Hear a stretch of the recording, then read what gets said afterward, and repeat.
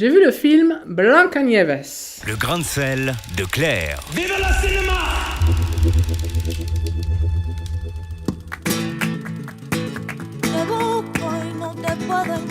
Dans la salle, nous n'étions pas très nombreux. Pourtant, il s'agissait d'une projection tout à fait classique à un horaire normal. Peut-être que le fait de savoir qu'il s'agit de l'histoire de Blanche-Neige, en noir et blanc, muet, dans une Espagne traditionnelle, en a effrayé plus d'un. En effet, ces quelques éléments de présentation ont également effrayé la plupart des producteurs vers lesquels s'est tourné le réalisateur, l'excellent Pablo Berger. Et par conséquent, ce film a mis 10 ans avant de sortir. Pablo, heureusement, n'est pas un homme pressé, c'est un homme déterminé.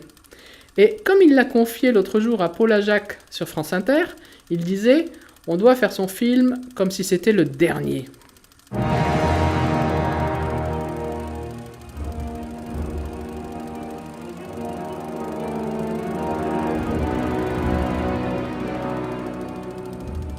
Aujourd'hui, après le succès planétaire, ou du moins hollywoodien, ce qui est déjà pas mal, de The Artist, il est un peu plus facile de mettre à l'affiche des cinémas un film en noir et blanc. Pour autant, les deux films ne sont pas à comparer, ni même à opposer, comme je l'ai vu ici ou là. Mais plutôt, pouvons-nous rechercher les causes de l'utilisation de cette forme esthétique qu'est le noir et blanc ? Une envie ou un besoin d'évacuer les artifices de la couleur pour se concentrer sur l'essentiel du message, pour immortaliser le sujet ? Je pense à mon sens que c'est l'un des critères pour le choix de Berger.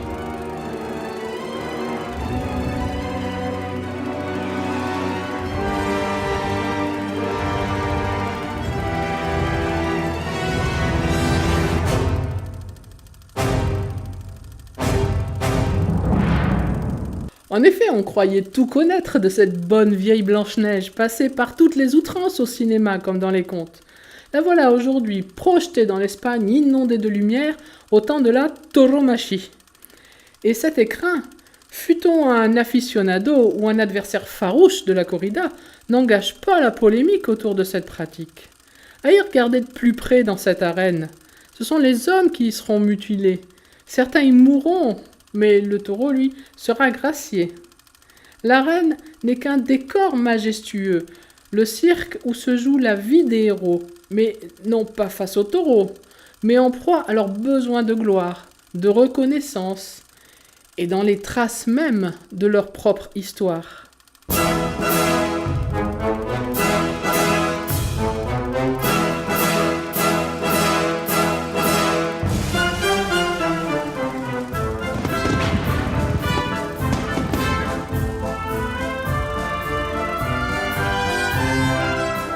Mais qu'est donc venu faire Blanche-Neige sous ce soleil impitoyable ? Pablo Berger est un raconteur d'histoires extraordinaire, puisant aux racines des contes séculaires, mélangeant les frères Grimm, Alice de Lewis Carroll, La Belle au bois dormant de Charles Perrault.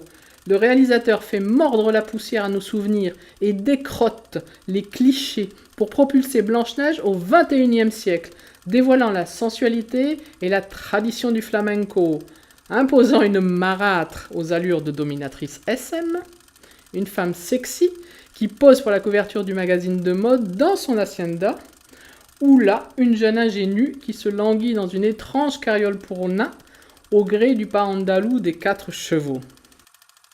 Le scénario est extrêmement bien construit, les flashbacks peu nombreux, la caméra qui joue d'une fluidité moderne, impossible au temps du muet, fait de ce film dramatique une histoire totalement contemporaine.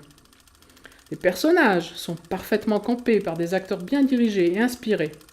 Le père, toréador paralysé, il joue à la fois les matadors impétueux et les pères sensibles lors des quelques moments volés à découvrir sa petite fille. L'infirmière en chef se transforme rapidement en épouse cruelle, puis en marâtre érotique et finalement abjecte. La jeune Carmen, sur laquelle le sort va s'acharner, joue merveilleusement. Et Blanche-Neige, qui se retrouve amnésique de son trouble passé, échappant miraculeusement à la tentative d'assassinat de sa cruelle belle-mère, donne à chaque scène une exaltation onirique. On ressent la puissance de ces êtres qui ont un destin court et hors du commun, pour lequel chaque instant doit être vécu comme si cela devait être le dernier.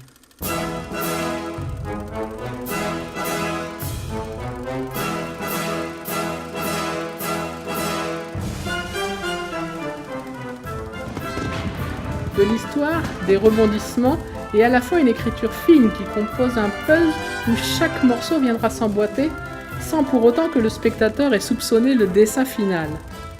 Après avoir vu ce film, on ne peut pas se l'imaginer en couleur. En effet, Pablo Berger a travaillé ses plans comme autant de tableaux.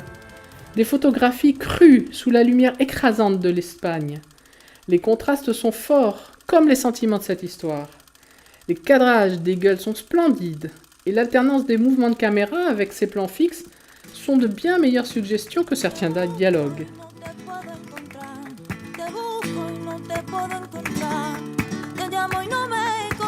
Il n'y a qu'un point qui me tracasse, la musique. À certaines critiques en ont fait d'élogieux papier et il est vrai qu'elle est très belle. Ok. Mais pour autant, je trouve que parfois elle veut prendre une place trop importante pour souligner ce que Pablo avait déjà très bien fait à l'image. Voilà. Bref, il s'agit d'une œuvre cinématographique et pour un film muet, il fait couler beaucoup d'encre et beaucoup parler. Alors pour ceux qui ne souhaitent pas être aspirés par cette œuvre, passez votre chemin. Par contre pour les autres, foncez. Voilà. J'arrête mon cinéma comme disait papa. Bonne séance.